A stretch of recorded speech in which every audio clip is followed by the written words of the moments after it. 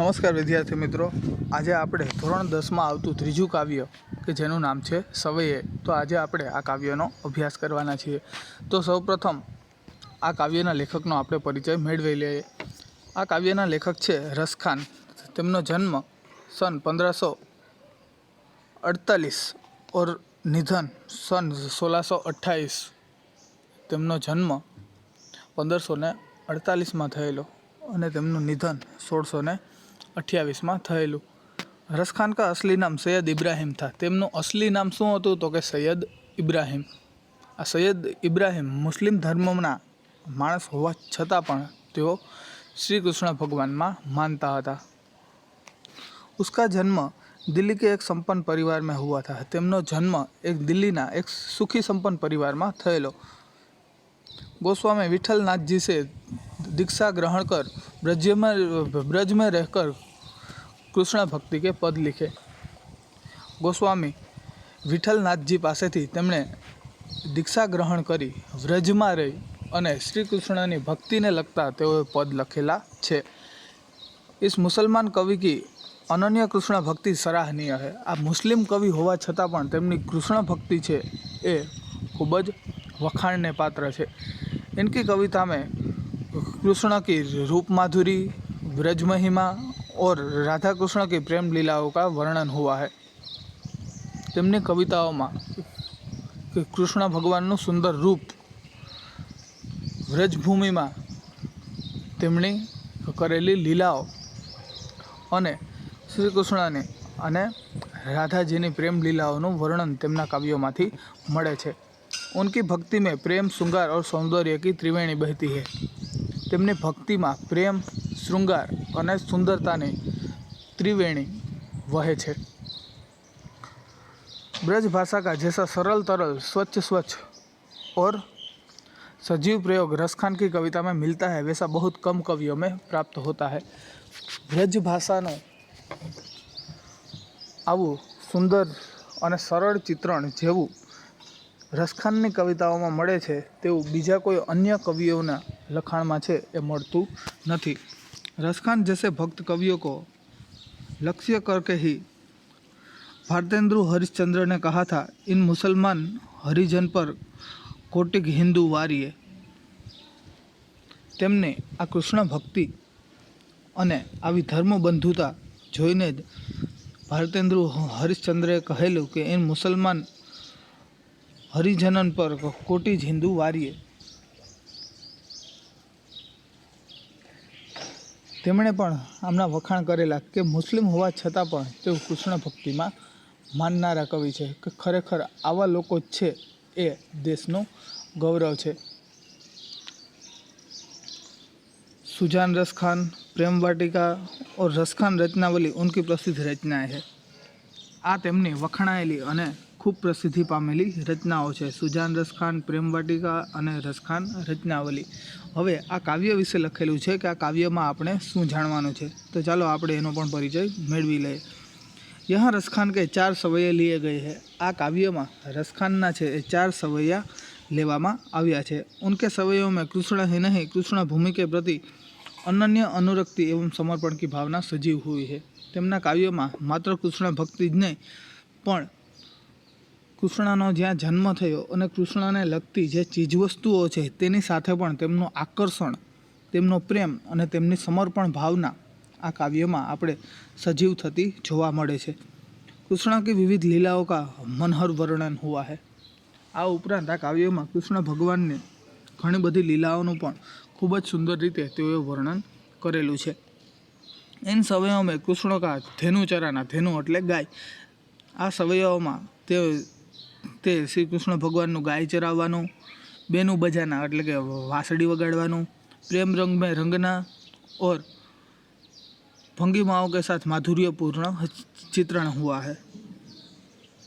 તેમનું પ્રેમથી છે એ વાંસળી વગાડવાનું અને તેમની જે પ્રેમલીલાઓ છે એનું પણ સુંદર અને માધુર્યપૂર્ણ ચિત્રણ કવિ રસખાને કરેલું છે. कृष्ण के सामीप्य के लिए कवि लकुटी लेकर ग्वालों के संग फिरने की बात करते हैं. કૃષ્ણ ભગવાન નજીક રહેવા માટે તેઓ જેમ ગોવાળો હાથમાં લાકડી લઈ અને વનમાં ગાયોને ચરાવવાનું કામ કરે છે, એવી રીતે એ પણ કૃષ્ણ ભગવાનની નજીક રહેવા માટે હાથમાં લાકડી લઈ અને ગોવાળોની સાથે ફરવાની વાત કરે છે। शिक्षक छात्रों को बताइए कि एक मुसलमान कवि होते हुए भी रसखान कृष्ण भक्ति में लीन थे। आ वस्तु एक धर्मनिरपेक्ष बाबतने छे ए दर्शावे छे कि मुस्लिम कवि होवा छतां पण एक मुस्लिम होवा छतां पण एने कृष्ण भक्ति में तेओ रंगायेला हता अने श्री कृष्ण भगवान ने लगतुं तेओए आटलुं बधुं साहित्य लखेलुं छे अने तेमनी कृष्ण भक्ति ने पण लोकोए वखाणी छे अने तेमना जेटલું सुंदर लखाण अने श्री कृष्णनी लीलाओनुं वर्णन छे आवी सुंदर रीते बीजा कोई कविओए करेलुं नथी। तो एक मुस्लिम कवि होवा छतां पण हिंदू धर्म में माननारा अने एमां पण खास करीने भगवान श्री कृष्ण विषे लखनारा आ कदाच प्रथम कवि हशे। तो चालो हवे आपणे एना सवैयाओनी समजूतीमां आगळ वधीए। तो पहलुं छे मानुष हो तो वही रसखान बसों मिली गोकुल गांव के ग्वारन। हे भगवान, जो मने मनुष्यनो अवतार मळे ने हूँ जो माणस बनूँ तो हूँ गोकुल में छे ए गोवाड़ बनूँ। मानुष हो तो वही रसखान, हूँ माणस हों मने माणसनो अवतार मळे तो हूँ गोकुळनो गोवाड़ बनवा मागुं छूँ। कवि रसखान ब्रजभूमि से अभिभूत है। कवि रसखान छे ए व्रजभूमि माटे व्रजमां जन्म लेवा माटे व्याकुळ छे। तेओ आगला जन्ममां अने बीजा जन्ममां श्री कृष्णनी जन्मभूमिमां के ज्यां भगवान श्री कृष्णनो जन्म थयो हतो त्यां ए व्रजमां जन्म लेवानी इच्छा छे ए प्रकट करे छे। तेओ कहे छे के जो मने मनुष्यनो जन्म प्राप्त करवानुं सौभाग्य मळे तो हूँ गोकुळमां जन्म लऊं अने त्यां गामना गोवाड़ियाओ साथे मळी निवास करूँ। जो पशु हो तो कहाँ बस मेरो, जो पशु बनूँ तो हूँ गोवाड़ो साथे तो न रही सकूँ कि न माणस साथे रही सकूँ। जो पशु बनूँ तो ए बाबतनो मने अधिकार नथी। तेओ फक्त एटલું જ ઈચ્છે છે કે प्रतिदिन मने नंदराजानी गायो वच्चे चराववानो अवसर मळे। जो हूँ पशु बनूँ, जो पशु हो तो कहाँ बस मेरो, चरो नित नंद की धेनु मंजारण। जो हूँ पशु बनूँ तो मने एवं सुख मळे के हूँ नंदराजानी गायो वच्चे छे ए जई अने चरी सकूँ। मने नंदराजानी गायो वच्चे छे ए चरवानो अवसर मळे। पाहन हो तो वही गिरी को, जो धरियो कर छत्र पुरंदर कारण। पाहन एटले पत्थर। जो हूँ पत्थर बनूँ तो ए पर्वतनो पत्थर बनूँ के जे पर्वत ने भगवान श्री कृष्णए पोतानी आंगળી उपर इंद्रना प्रकोपथी बचवा माटे पोतानी जे टचली आंगળી उपर छे ए उपाड्यो हतो। जो मने पत्थर बनाववामां आवे तो हूँ ए गोवर्धन पर्वतनो पत्थर बनवा मागुं छूं, एवी मारी इच्छा छे। जो हूँ माणस बनूँ तो गोकुळनो गोवाळ बनूँ, पशु बनूँ तो नंदराजानी गायनी वच्चे छे ए मने चरवानो अवसर मळे अने जो हूँ पत्थर बनूँ तो आ गोवर्धन पर्वतनो पत्थर बनूँ। जो खग हो तो, खग एटले पक्षी, जो खग हो तो बसेरो करी मिली कालंदी फूल कदम्ब की डारण। जो हूँ पक्षी बनूँ तेओ कहे छे के जो तेमने पक्षी बनवानी तक मळे, जो हूँ पक्षी बनूँ तो तेओ गोकुळमां अन्य पक्षीओनी साथे मळीने यमुनाने किनारे आवेला कदम वृक्षनी डाळीओ पर निवास करे, आवुं सुख मने मळे। आ पहला सवैयामां कवि रसखान शुं कहे छे?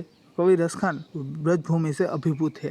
तेने छे ए व्रजभूमि प्रत्ये कंईक वधु ज आकर्षण छे। वे अगले जन्म में श्री कृष्ण की जन्मभूमि में जन्म लेने की कामना करते हैं। वे कहते हैं कि यदि उन्हें मनुष्य का जन्म लेने का सौभाग्य मिले तो वे गोकुल में ही जन्म ले और वहाँ के ग्वालों के साथ मिलकर निवास करें। वे कहते हैं कि यदि वे पशु का जन्म ले तो इस बात पर उनका कोई अधिकार नहीं होगा, पर तब वे केवल इतना ही चाहेंगे कि प्रतिदिन उन्हें नंद की गायों के बीच चरने का मौका मिले। यदि वे पत्थर बने तो उसी उसी गोवर्धन पहाड़ के पत्थर हो जिसे श्री कृष्ण ने इंद्र के कोप के कारण अपने हाथ से छत्र की तरह उठा लिया था। वे कहते हैं कि यदि उन्हें पक्षी बनने का मौका मिले तो वे गोकुल में अन्य पक्षियों के साथ मिलकर यमुना के किनारे कदम वृक्ष के पेड़ों की डालियों पर बसेरा करें। कवि रसखान એને રજભૂમિ પ્રત્યે કંઈક વધારે જ પ્રેમ છે। શ્રી કૃષ્ણની જન્મભૂમિ પર તેઓને કંઈક વધુ જ પ્રેમ છે। તેઓ આગલા જન્મમાં બીજા જન્મમાં શ્રી કૃષ્ણની જન્મભૂમિમાં જન્મ લેવાની કામના કરે છે। તેઓ કહે છે કે જો મને મનુષ્યનો અવતાર મળે, જો મને મનુષ્યનો જન્મ પ્રાપ્ત કરવાનું સૌભાગ્ય મળે તો હું ગોકુળમાં જ જન્મ લઉં અને ત્યાંના ગામના ગોવાળિયાઓ સાથે મળીને નિવાસ કરું। આ ઉપરાંત તેઓ કહે છે કે જો મને મનુષ્યનો અવતાર ન મળે અને જો મને પશુનો અવતાર મળે, જો હું પશુ બનું તો હું ફક્ત એટલું જ ઈચ્છું છું કે રોજ મને નંદ રાજાની ગાયોની વચ્ચે ચરવાનો અવસર મળે અને જો મને પથ્થર બનવાનો મોકો મળે, જો હું પથ્થર બનું તો એ ગોવર્ધન પર્વતનો પથ્થર બનું કે જેને ભગવાન શ્રી કૃષ્ણએ ઇન્દ્રના કોપથી બચવા માટે પોતાને આંગળીએ ઉપાડ્યો હતો। તેઓ કહે છે કે જો તેમને પક્ષી બનવાની તક મળે ને તો તેઓ ગોકુળમાં અન્ય પક્ષીઓની સાથે મળીને યમુનાના કિનારે આવેલા કદમ વૃક્ષની ડાળીઓ પર નિવાસ કરે કે જ્યાં ભગવાન શ્રી કૃષ્ણ એ કદમ વૃક્ષની નીચે વાંસળી વગાડતા તો એ કદમ વૃક્ષની ડાળી ઉપર તે નિવાસ કરવા માગે છે। બીજી સવૈયા, યા લકોટી અરુ કામરીન પર, લકોટી એટલે લાકડીનો ટુકડો, યા લકોટી અરુ આમરીન પર રાજ તિરહુ પુરકો તજી ડારો। આ પંક્તિમાં કવિ રસખાન એવું કહેવા માગે છે કે મને શ્રી કૃષ્ણની તે લાઠી, તે લાકડી અને કામડી એટલે કે ઓઢવાનું જે ખંભે જે રાખવાનું, જે ગોવાળ ખંભે જે વસ્ત્ર રાખીને ચાલતા હોય એ વસ્ત્ર જો પ્રાપ્ત કરવાનો અવસર મળે, જેને લઈને શ્રી કૃષ્ણ ગાયો ચરાવવા જતા હતા, તેમને માટે જો આ બે વસ્તુ મને મળી જાય, ભગવાન શ્રી કૃષ્ણની લાકડી અને તેમની કામડી, તો એ વસ્તુ માટે હું આકાશ, પાતાળ અને મૃત્યુલોક અર્થાત કે આ ત્રણેય લોકના રાજ્યોનો પણ ત્યાગ કરી દઉં, હું આ ત્રણેય રાજ છે એ છોડી દઉં જો મને ભગવાન શ્રી કૃષ્ણની લાકડી અને તેની કામડી મળી જાય તો। યા લકોટી અરુ કામરીન પર રાજ તિહુ, તિહુ એટલે ત્રણ, પૂર એટલે ત્રણેય લોક, તિહુ પૂર કો તજી ડારો, તજી એટલે ત્યજી, ડારો એટલે ત્યજી નાખું, કે જો મને ભગવાન શ્રી કૃષ્ણની એ લાકડી અને કામડી મળી જાય તો એને મેળવવા માટે હું ત્રણેય લોકનું રાજ્ય પણ छोड़ी दूँ। कवि रसखान कहते हैं कि यदि मुझे भगवान श्री कृष्ण की वह लाठी और कमली या कंबल पाने का अवसर मिल है जिन्हें लेकर श्री कृष्ण गाय चराने जाते थे, श्री कृष्ण गाय चराने जाया करते थे, तो उनके लिए मैं आकाश, पाताल और मृत्युलोक यानी कि तीनों लोक का राज्य भी त्याग कर दूँ। आठहु सिद्धि नवो निधि को सुख नंद की धेनु चराए बिसारो। आठ सिद्धि, अष्ट सिद्धि અને નવ નિધિનું સુખ પણ હું નંદ રાજાની ગાયોને ચરાવવા માટે છોડી सकूँ છું। वे कहते हैं कि यदि मुझे नंद की गायों को वन में ले जाकर चराने का सौभाग्य मिले तो उसके बदले में मैं अमूल्य आठों सिद्धियों और नवों निधियों से प्राप्त होने वाले सुख को भी भुला दूँ। रसखान कबो इन आखिन सो ब्रज के बन बाग तगाड़ निहारो। रसखान कहते हैं कि यदि मुझे कभी अपने आँखों से ब्रज के वन, वहाँ के बाग बगीचों और सरोवर को देखने का अवसर मिले तो मैं वहाँ उगने वाली कटीली झाड़ियों के करमुरों को पसंद कर और उस पर सोने के करोड़ों महलों को न्यौछावर करने को त्याग दूंगा। जो मने ये वनमा ए कांटावाड़ी त्याना बाग बगीचा में અને સરોવરને જોવાનો અવસર મળે તો હું ત્યાં ઉગતી કાંટાળી ઝાડીઓના ઝુંડને પસંદ કરું અને તેમની તુલનામાં સોનાના કરોડોના હું મહેલનો પણ ત્યાગ કરી શકું. જો મને એ વનમાં જ્યાં ભગવાન શ્રી કૃષ્ણ પોતાની લીલાઓ કરતા ત્યાં મને જો રહેવાનો મોકો મળે તો એના માટે તો હું કરોડો રૂપિયાના મહેલો પણ ન્યોછાવર કરી શકું. રસોખાન કબોઈન આખીનસો. રસખાન એવું કહે છે કે જો મને આ આંખોથી એ વનને જે સુંદર બાગ બગીચા અને સરોવર જોવાનો અવસર મળે, બ્રજ કે બન બાગ તહાડ નિહારો, તગાડ એટલે તળાવ, એ વનના જો મને બાગ બગીચા અને તળાવ સરોવર જોવાનો જો મોકો મળે, કટી લઘું કલ ધોત કે ધામ, એટલે હું એ સોનાના મહેલોનો પણ ત્યાગ કરી શકું એ વનમાં રહેવા માટે, એનો હું ત્યાગ કરવા માટે તૈયાર છું. હવે આ બીજા સવૈયામાં રસખાન શું કહે છે કે कवि रसखान कहते हैं कि यदि मुझे श्री कृष्ण की वह लाठी और कंबल पाने का अवसर मिले जिन्हें लेकर श्री कृष्ण गाय चराने जाया करते थे तो इसके लिए मैं आकाश पाताल और मृत्युलोक तीनों लोकों का राज्य भी त्याग कर दूं. वे कहते हैं कि यदि मुझे नंद की गायों को वन में ले जाने कर चराने का सौभाग्य मिले तो उसके बदले में मैं अमूल्य 8 सिद्धि और 9 निधियों से प्राप्त होने वाले सुख को भी भुला दूं.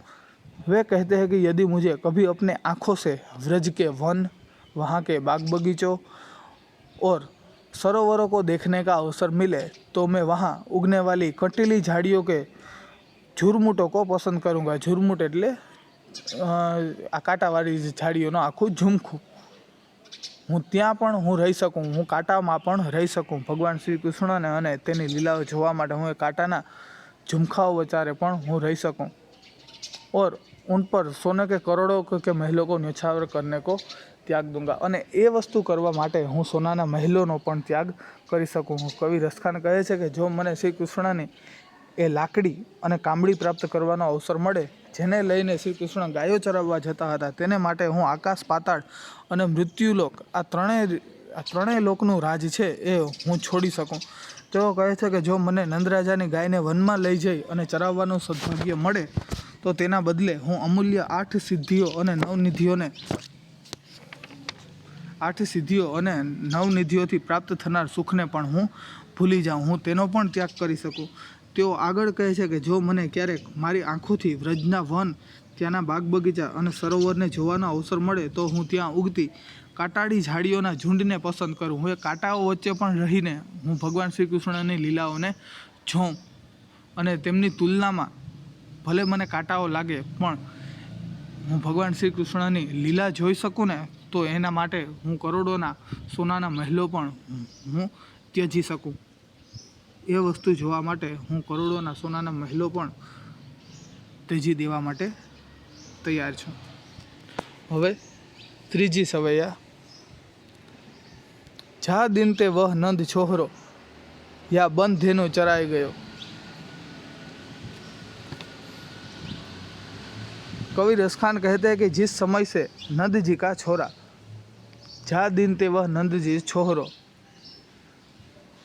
जिस समय से नंद जी का छोरा यानी कि नंद जी का बेटा गुंज या बन धेनु चराई गयो, जे वन में गाय चरावा माटे गयो छे, मोहिनी ताननी गोधन गाय के अपनी मुरली की मनमोहक तान से यहाँ की गायों को रिझा गया है. बेनू बजाई रिझाई गयो, પોતાની વાસળીના જે સુંદર સુરથી આની ગાયોને એ રીઝવી ગયો છે. તાહી ધરું કછુ टोना सोके पर कुछ ऐसा जादू टोना सा कर गया है कि वह जग जग के हृदय में घर कर गया है. એને ખાલી વાસળી નથી વગાડી પણ એ વાસળીનો એવો જાદુ કર્યો છે કે બધાના દિલોમાં, પછી એ પશુ હોય કે માણસ હોય, બધાના દિલમાં તેને સ્થાન પ્રાપ્ત કર્યું છે. રસખાન હિયે મેં સમાઈ ગયો, એટલે કે તેણે બધાના હૃદયમાં એવી વાસળી વગાડી અને સ્થાન મેળવેલું છે. કોઉ ન કાહો કી કાની કરે સિગરો બ્રજ बीर बिकाई गयो है. तब से व्रज में ऐसी हालत हो गई है कि कोई किसी की परवाह नहीं करता। लगता है जैसे सारे ब्रजवासी नंद जी के छोरे पर न्योछावर हो गए हैं। आ ત્રીજા સવૈયામાં કવિ રસખાન કહે છે કે કવિ जिस समय से नंद जी का छोरा यानी कि नंद जी का बेटा श्री कृष्ण इस वन में गायों को चरा कर गया है और अपनी मुरली की मनमोहक तान से यहाँ की गायों को रिझा गया है, खुश कर गया है, तभी से वह लोगों पर कुछ ऐसा जादू टोना सा कर गया है कि वह जन जन के हृदय में घर कर गया है। પોતાની વાંસળીના જાદુથી એણે એવી લોકોના દિલમાં એવો પ્રેમ જગાડ્યો છે કે પછી તે મનુષ્ય હોય કે પશુ બધાના દિલમાં તેને સ્થાન મેળવી લીધું છે। तब से ब्रज में ऐसी हालत हो गई है कि कोई किसी की परवाह नहीं करता। लगता है जैसे सारे ब्रजवासी नंद जी के छोरे पर न्योछावर हो गए। ત્યારથી આ વ્રજમાં કોઈને કોઈની પરવાહ નથી। જાણે એવું લાગે છે કે આ બધા નંદજીના દીકરા ઉપર જ બધું ન્યોછાવર કરીને બેઠા છે, શ્રી કૃષ્ણ ઉપર જ બધું કુરબાન કરીને બેઠા છે। કવિ રસખાન કહે છે કે જ્યારથી નંદજીનો દીકરો એટલે કે શ્રી કૃષ્ણ આ વનમાં ગાયો ચરાવીને ગયો છે અને પોતાની મોરલીના મનમોહક સુરોથી આ ગાયોને અને અહીંના લોકોને પ્રસન્ન કરી ગયો છે, ત્યારથી તે લોકો પર એવો જાદુ કરી ગયો છે કે તે સૌના હૃદયમાં વસી ગયો છે। બધાએ પોતાના હૃદયમાં તેને સ્થાન આપ્યું છે, પછી તે પશુ હોય કે માણસ હોય તે બધાના હૃદયમાં વસી ગયો છે। ત્યારથી વ્રજમાં એવી સ્થિતિ થઈ ગઈ છે કે કોઈની પરવાહ કરતું જ નથી, કોઈને કોઈની ફિકર જ નથી। જાણે એમ લાગે છે કે સૌ વ્રજવાસી નંદજીના દીકરા પર વારી ગયા છે, બધાએ નંદજીના દીકરા ઉપર બધું કુરબાન કરી દીધું છે। હવે ચોથી સવૈયા।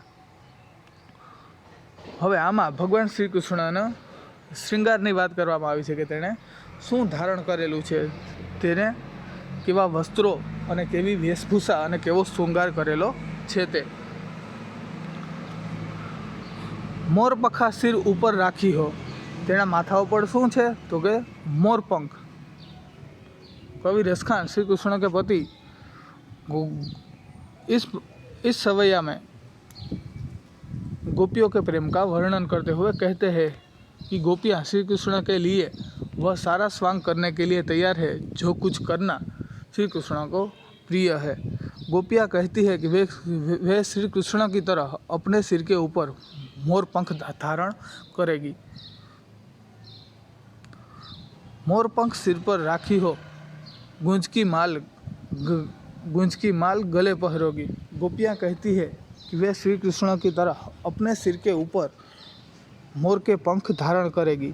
वे अपने गले में गूंज की माल गरे એટલે ગલે अथवा तो गला में गूंज की माल गरे पहरोगी।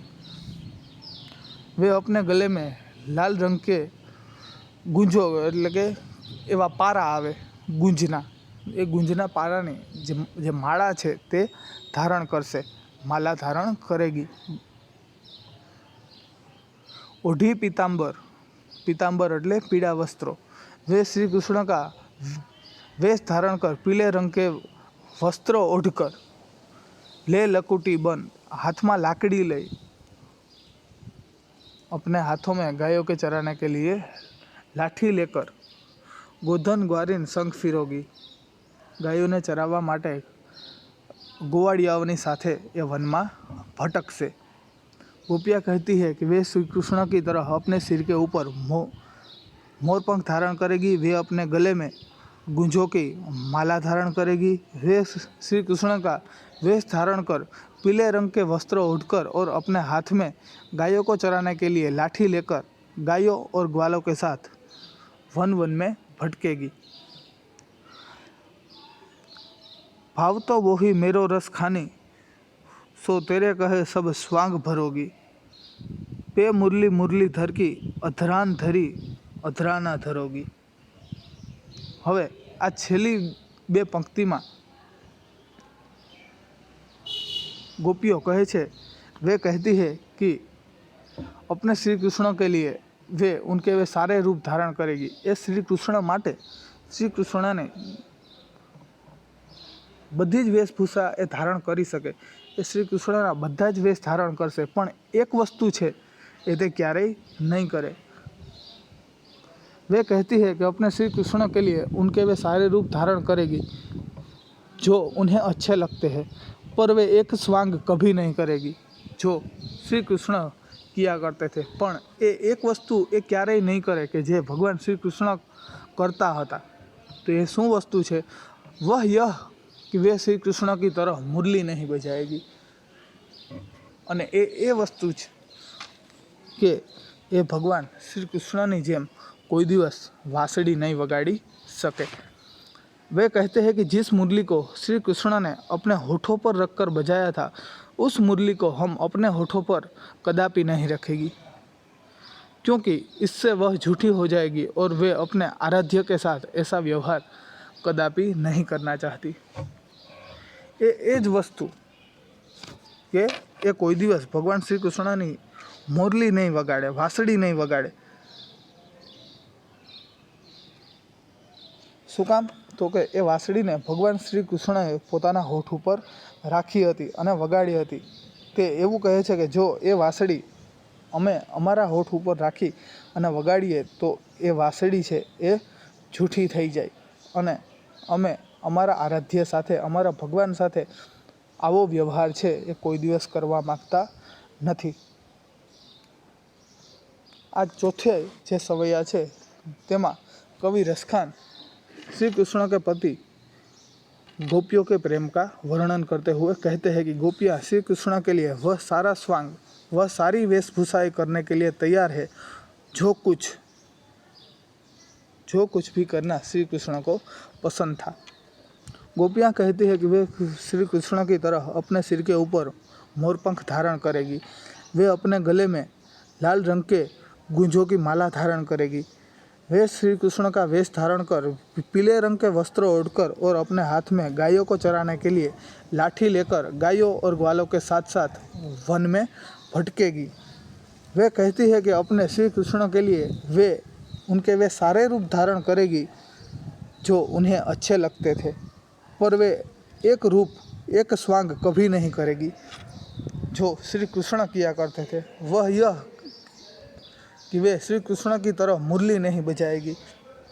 वे कहती है कि जिस मुरली को श्री कृष्ण ने अपने होठों पर रखकर बजाया था, उस मुरली को हम अपने होठों पर कदापि नहीं रखेगी, क्योंकि इससे वह झूठी हो जाएगी और वे अपने आराध्य के साथ, अपने भगवान के साथ ऐसा व्यवहार कदापि नहीं करना चाहती। कवि रसखान श्री कृष्ण प्रत्येना गोपीओना प्रेमનું વર્ણન કરતા કહે છે કે ગોપીઓ શ્રી કૃષ્ણ માટે એ સંપૂર્ણ વેશભૂષા કરવા, સંપૂર્ણ સ્વાંગ રચવા તૈયાર થાય છે જે કાંઈ શ્રી કૃષ્ણને પ્રિય હતું।